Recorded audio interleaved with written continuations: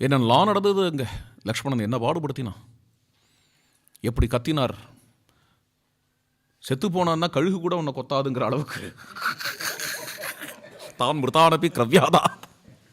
இவ்வளோ டைரக்டாக சொல்லலை, கிட்டத்தட்ட அதான் அர்த்தம். லக்ஷ்மணன் அவ்வளோ பாடுபடுத்தினார் இல்லையா உங்கள் தம்பி. ஐயோ என்ன பாடுபடுத்திட்டார் தெரியுமா என்ன அப்படின்னு ஒரு வார்த்தை சுக்ரீவன் சொல்லலை. இந்த பிரிவாச்சாம்பிள்ளை பாராட்டுறார். பிரிவாச்சாம்பிள்ளை அபயப்பிரதான சாரத்தில் சுஹ்ருதோவா பவத்விதாக இதுதான் சொல்கிறார். ஒரு வார்த்தை சொல்லலை அங்கே நடந்த விஷயங்களை. ராமரும் என்னாச்சு அங்கே கிருஷ்ணதேல லக்ஷ்மணன் வந்து என்ன பண்ணான் அப்படின்னு ஒரு வார்த்தை கேட்கல. ராமர் சுக்ரீவனை பார்த்து சொன்னது என்ன அப்படின்னா சூத்திரம் மாதிரி உபதேசம், அவ்வளோதான். ஏன்னா என்னெல்லாம் கிருஷ்ணதேல நடக்கணும்னு ராமர் எதிர்பார்த்தாரோ அதெல்லாம் நடந்துருத்து. ராமர் தான் நடத்தினார் லக்ஷ்மணர் மூலமாக. அதுவும் நடக்கணும், ஆனால் லக்ஷ்மணர் மூலமாக நடக்கணும். ராமர் மூலமாக செய்ய வேண்டியது இப்போ ராமர் செய்கிறார். அவ்வளவும் முடிஞ்சால் அடங்கி அவனை உட்காத்தி வச்சுவிட்டு அவனை பார்த்து சூத்திரமாக உபதேசம். தர்மம் அர்த்தம் ச காமம் ச காலே அஸ்து நிஷேவத்தே விபஜ்ய சததம் வீர சராஜா ஹரிசத்தமா. அறம்பொருள் இன்பம்னு இருக்குப்பா, அதெல்லாம் வீடுக்கெல்லாம் போவே இல்லை அவர். அதெல்லாம் அப்புறம் பார்த்துக்கலாம். நான் சுக்ரீவனுக்கு அறம்பொருள் இன்பம். தர்மம் அர்த்தம் காமம் இந்த மூணுத்தையும் பேலன்ஸ்டாக வாழணும். தர்மத்துக்கான காலத்தை காமத்துக்கு யூஸ் பண்ணக்கூடாது, காமத்துக்கான காலத்தை அர்த்தத்துக்கு யூஸ் பண்ணக்கூடாது. இதெல்லாம் பேலன்ஸில் வாழ்க்கையில் இருந்துட்டு இருக்கிறவன். உனக்கு இது உத்தியோகம்னா முயற்சின்னு அர்த்தம் சம்ஸ்கிருதத்தில். இது உத்தியோகத்துக்கான காலம் உனக்கு அப்படிங்கிறத நீ ரெக்கக்னைஸ் பண்ணிட்டு நடந்துக்கணும்ப்பான்னு ராமர் உபதேசம் பண்ணுறார். அதை அப்படியே வாங்கிட்டான் மனசில். அவனும் சொல்கிறது என்னென்ன, பிரபோ உங்களுக்கு கடன்பட்டவன் நான், தொத்பிரசாதான் மகாபாகோ புனப்பிராப்தம் இதம் மயா. நான் ராஜ்யத்தை மனைவியை எல்லாத்தையும் இழந்து நின்னவன். உங்கள் அனுகிரகத்தினால இதெல்லாம் எனக்கு கிடச்சிது. உங்களுக்கு கைங்கரியம் செய்யறதுக்கு கடன்பட்டவன். அதனால் வானராள்லாம் வந்துட்டுருக்கா. அவ்வளோதான் சொல்கிறார் சுக்ரீவனும். வேறு ஒன்றுமே அவள் அங்கே கிஷ்கிந்தேல நடந்ததை பற்றி ஒரு பேச்சு பேசலை சுக்ரீவனும் ராமரும். அழகு இதெல்லாம், அதுக்காக ரசிக்கிறேன், அதனால் சொல்கிறேன். சுக்ரீவன் இப்படி சொல்லிகிட்டே இருக்கும் பொழுது எங்கேருந்தோ 8 திசைகள்லேருந்து வானராள்லாம் வந்து குவியறா, ஈசல் குவியறா மாதிரி. என்னவோ வரும்பொழுது ரேண்டமாக வரா மாதிரி தான் இருக்குது. இங்கே வந்து நிற்கிறத பார்த்து அணிவகுத்து நிற்கிறா. சில பேர்லாம் வந்து செக்கச்சவேல்னு வானராள்லாம் இருக்கா, அவள்லாம் தனி கோஷ்டியாக நிற்கிறா. சில பேர் கண்ணங்கரையல்னு கருங்குரங்குகளாக இருக்கா, அவள் தனி கோஷ்டியாக இருக்கா. சில பேர் பார்த்துக்கள்னா வெள்ளை வெள்ளையர்னு வானரா, வெள்ளை வாரணம்னு கேள்விப்பட்டிருப்பேள், வெள்ளை வானரம் இது. அப்படிலாம் ஒரு கோஷ்டி நிற்கிறது. அப்படிலாம் அப்புறம் இன்னும் சில பேர்களுக்கு வந்து வால் மட்டும் வெள்ளையாக இருக்குது, அவளுக்கு கோலாங்கூலர்கள்னு பேர். அத்தான வானராள் இங்கே வந்து கூடிவிட்டா. சுக்ரீவன் என்ன பண்ணார், இவா அத்தான வானராளையும் ராமச்சந்திர பிரபுவுக்கு காட்டுறார்.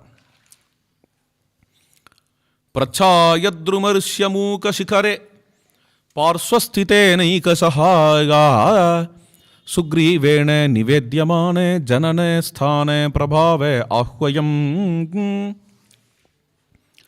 பஷ்யன்னு வானரயூதபான் அனுகதான் பாதோதநீளாகிருதிஹி வீரஹா சாவரஜஹா சபாதி ஹிருதி மே விஸ்வத்ரயாதீஸ்வரஹா. ரிஷ்யமூக சிகரம், அதில் பிரபு எழுந்தருளி இருக்கக்கூடிய அழகு. சுக்ரீவன் அங்கே கம்பீரமாக நின்றுண்டு ஹே நீலா அப்படின்னு கூப்பிடுறதும், நீலன் தன்னுடைய பரிவாரத்தோடு அப்படி வரதும். இவர் தான் நீலன், இவர் இந்த ஊரை சேர்ந்தவர், இவர் இந்த பிரபாவம் உடையவர், இந்த பலம் உடையவர், இவர் இந்த தேவதையோட அம்சம். கிருஷ்ணதே அது ஒன்று உண்டு வானராளுக்கு. எந்தெந்த வானரனுக்கு எது எது பொட்டன்ஷியல்னு தெரிஞ்சு வச்சுட்டு இருப்பாளோ அதுதான் தேவதாங்கிறதுக்கு பொட்டன்ஷியல்னு ஒரு அர்த்தம் உண்டு. இந்தந்த வானரனுக்கு இந்தந்த தேவதாங்கிறது இது மத்வாச்சாரியால் கொடுக்குற விளக்கம். அது மகாபாரத தாத்பரிய நிர்ணயங்கிற கிரந்தம் பேர் தான் மகாபாரத தாத்பரிய நிர்ணயம்.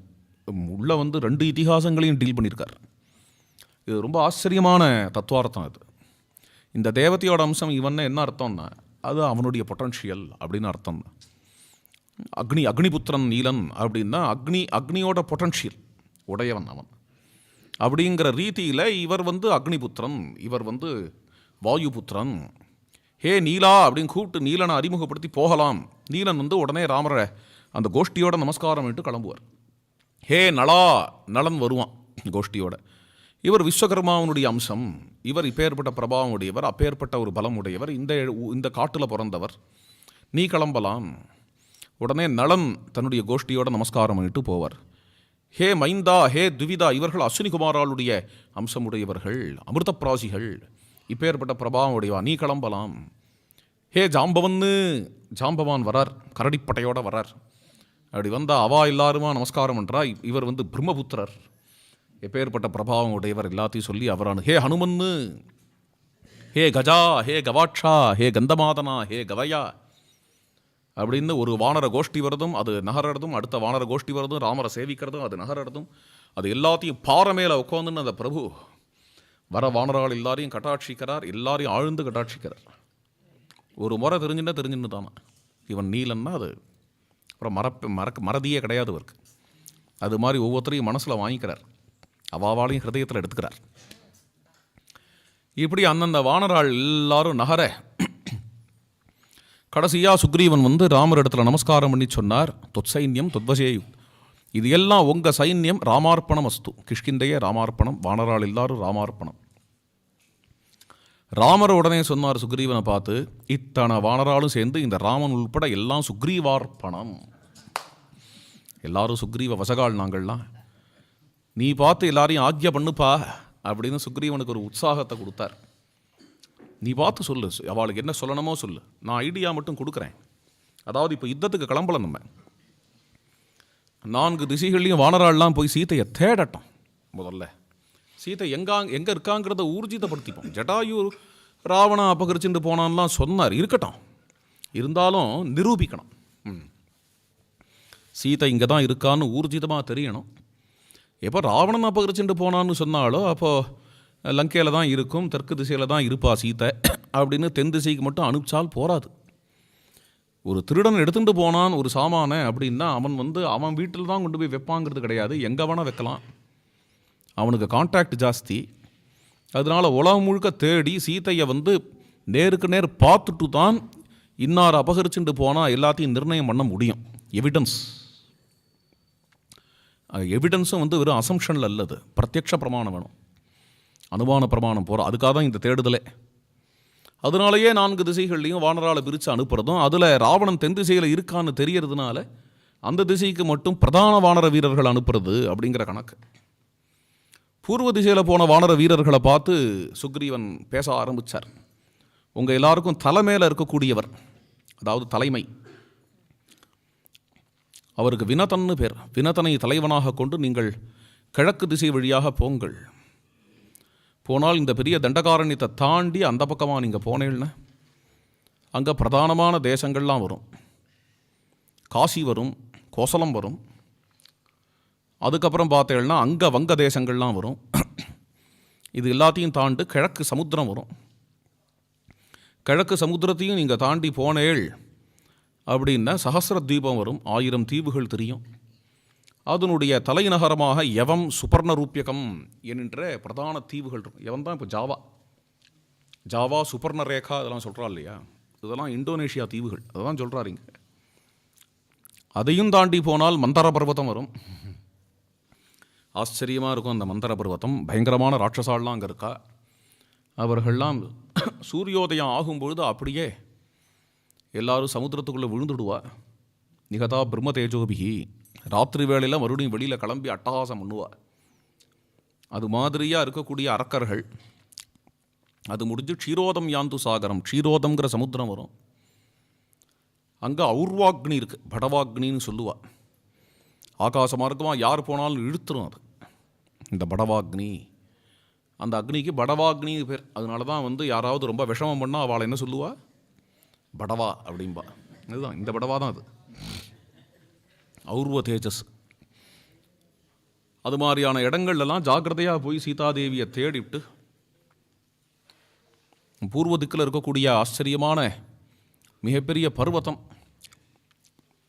அது வரைக்கும் போயிட்டு அங்கேருந்து நீங்கள் எல்லாரும் திரும்பி வாருங்கள் என்று சுக்ரீவன் சொல்கிறார். அதுக்கு அடுத்தது பார்த்தார், மேற்கு திசையில் வானராளெல்லாம் அனுப்புகிறார். மேற்கு திசையில் போகிற வானராளுக்கெல்லாம் இங்கே தலைவன் சுஷேணன் என்று பெயர். சுஷ்டு சேனா அஸ்தி, சோபனமான சேனையை உடையவனா, அதனால சுஷேணம் அப்படின்னு பெயர். சுஷேணன் மிகப்பெரிய மகிமை வாய்ந்தவர், ரொம்ப பெரியவர். தான் சுக்ரீவன் சொல்கிறார். இவ்வளோ பெரியவரை உங்களோட அனுப்புகிறேன், உங்களுக்கெல்லாம் பாக்கியம், அவரோட கைடன்ஸில் இருங்கள். மேற்கு திசை வழியாக போகும்பொழுது அங்கே மேற்கு திசையில் உள்ள ராஜ்யங்களெல்லாம் பார்த்துட்டு போவீர்கள். அதில் உள்ள ஆனர்த்த தேசம், யயாதிமனுடைய வம்சங்கள் ஆண்ட இடம், ஆள்ற இடம், இதெல்லாம் தாண்டி மேற்கு சமுத்திரம் அப்படின்னு வரும்பொழுது அந்த மேற்கு சமுத்திரத்தை நீங்கள் தாண்டி போனேள் அப்படின்னு அங்கங்கே இருக்கக்கூடிய தீவுகள், சர்வசௌவர்ணம்ங்கிற தீவு,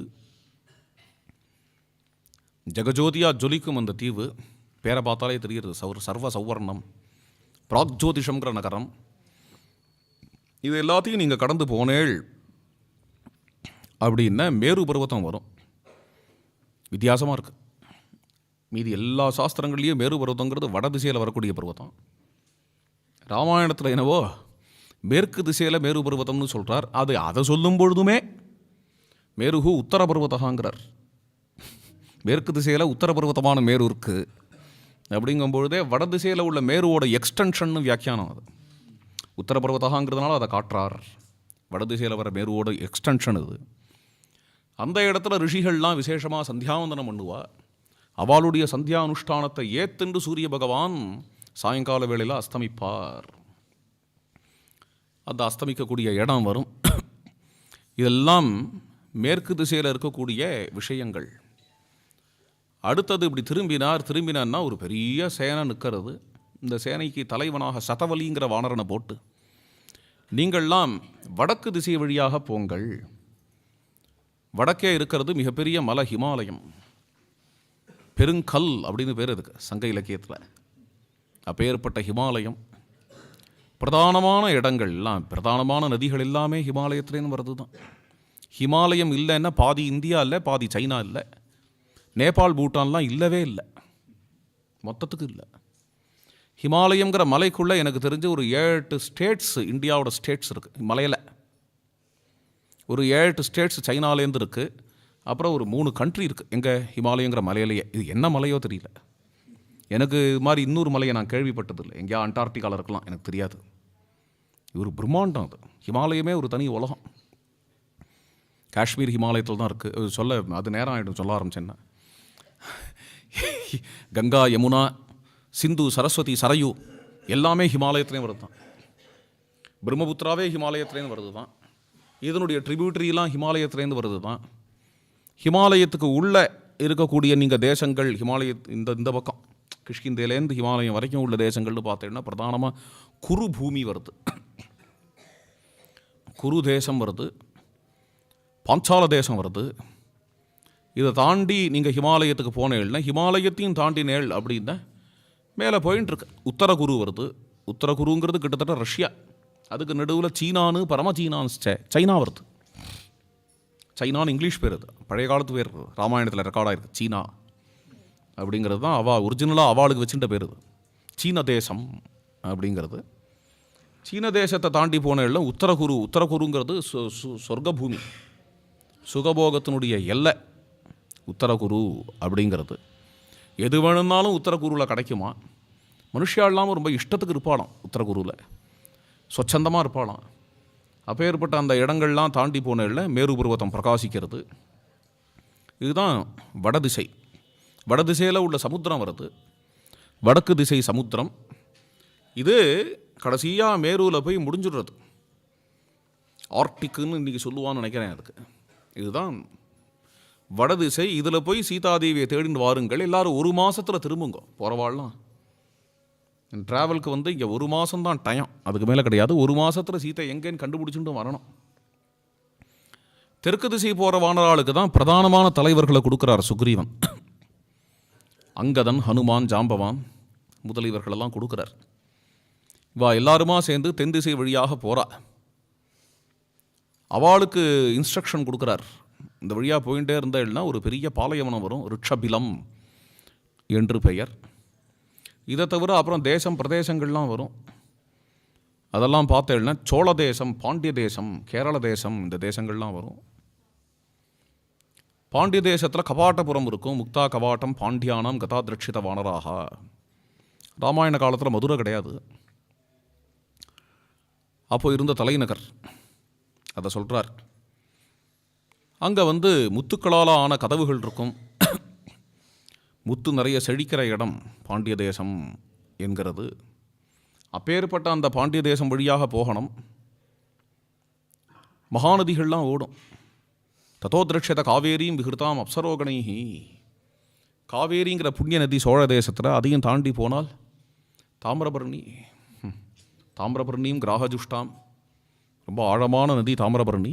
தாமிரபரணி சமுத்திரத்தில் சங்கமமாற இடத்த பார்த்தேன்னா சா சந்தன வனோத்தேசைகி.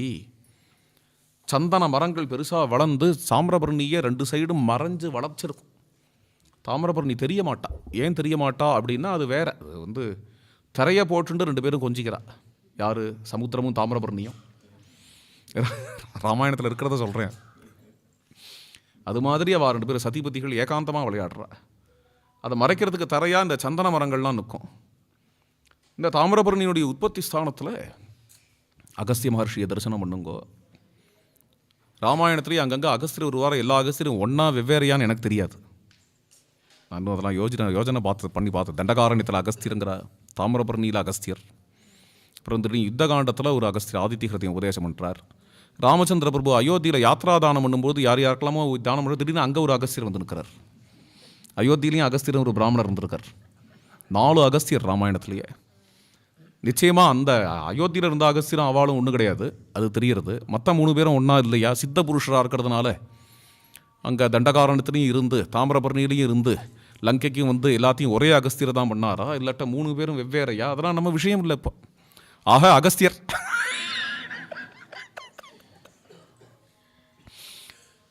அங்கே போய் அகஸ்தியரை பாப்பேள். அப்புறம் அங்கே மேலே தாமிரபரணி நதி, அதுக்கப்புறம் தட்சிண சமுத்திரத்தை தாண்டி போங்கோ. போகிற வழியிலேயே பெரிய விக்னம் வரும். அங்கே ஒரு பயங்கரமான ராட்சசி வரும், அங்காரகேதி விக்யாதா. அவளுக்கு அங்காரகான்னு பேர். அந்த ராட்சசியை தாண்டிட்டு தான் போகணும். போனால் லங்கான்னு ஒரு நகரம் வரும். அதுதான் ராவணனுடைய நகரம். அங்கே ஸ்பெஷலாக தேடணும். பயங்கரமான நகரம். அங்கே யார் இடத்துலையும் ஆப்டுக்காமல் இங்கே விசேஷமாக சீதம்மாவை தேடணும்.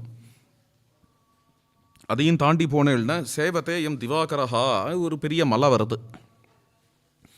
அந்த மலையும் தாண்டி போனான்னா அங்கே போகவதி அப்படிங்கிற பட்டணம் வருது. போகவதி இப்படி வருது ராமாயணத்தில். நம்மளாம் என்ன நினச்சிட்டு இருப்போம், உள்ளே தோண்டிகிட்டே போனோம்னா உள்ளுக்குள்ளே என்ன சொல்லுவா, நெதர்லாண்டா. அதெல்லாம் பேர் அதுக்கு.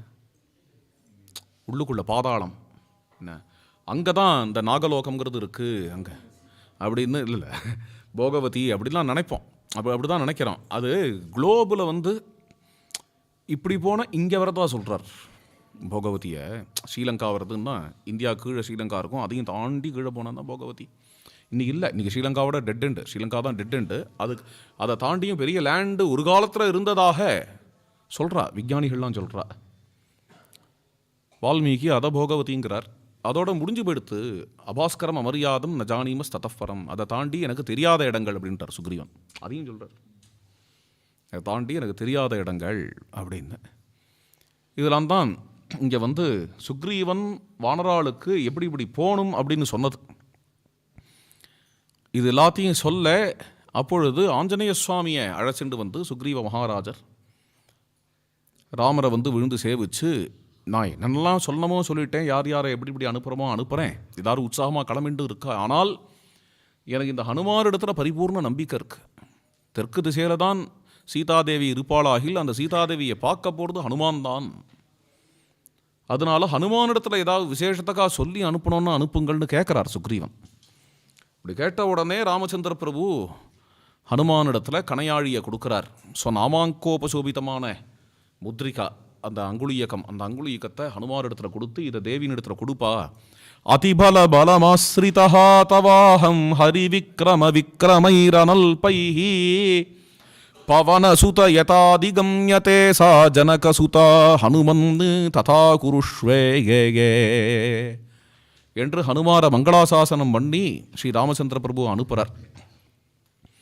வானராள்லாம் உற்சாகமாக கிளம்புறா. எல்லாரும் என்ன பண்ணுறோம் பார், சீதாதேவியை கட்டாயம் தேடிட்டு வந்துடுவோம், யார் கொண்டு போனாலோ அவளை வித்வம்சம் பண்ணிட்டு வந்துடுவோம். கிம்பிராகார விசால தோரணவதீம் லங்காமிஹைவானயே கிம்பா சைன்யம் அனுகிருதம் ச சகலம் அத்ரைவ சம்பாதயே ஹேளாதோளித பர்வதோச்ச சிகரைஹி பத்னாமி வாத்தோயதிம் தேவாக்ஞாபய கிங்கரோமி சததம் தோர்தண்ட சாத்தியம் மமே. லங்கையை பொடி பொடியாக்கிடுறோம், ராட்சசாலெல்லாம் தம்சம் பண்ணிடுறோம், சமுத்திரத்தையே கலக்கிறோம், அக்னியையே பொசுக்கிடுறோம் என்றெல்லாம் வானரால் கர்ஜனை பண்ணிட்டு வாளை எடுத்து தரையில் அடிச்சுட்டு ஜெய் ஸ்ரீராம் அப்படின்னு அத்தனை பேரும் கிளம்புறான். 4 திசைகளுக்கும் போனான். கிழக்கு திசையிலேருந்து மறுபடியும் வினதன் திரும்பி வந்தான் ஒரு மாதத்தில். அதே மாதிரியே சுஷேணனும் மேற்கு திசையிலேருந்து திரும்பி வந்தாச்சு. வடக்கு திசையிலேருந்து சதவலியும் திரும்பி வந்தாச்சு. யாரும் சீதையை காணலேங்கிற விஷயத்தை சுக்ரீவனிடத்தில் கொண்டு வந்து முறையிட்டார்கள். இன்னும் வராதவா தெற்கு திசையில் போனவாதான் அப்படின்னு சுக்ரீவ மகாராஜர் சொல்கிறார். தெற்கு திசையில் போனவா கட்டாயம் சீதையை பார்த்துடுவா. யாமாஸ்திதா வாயு சுதோ ஹனுமான். எந்த திசையில் ஹனுமான் பேருக்கிறாரோ இந்த சர்க்கம் முடிகிறது. அடுத்த சர்க்கம் ஆரம்பம்.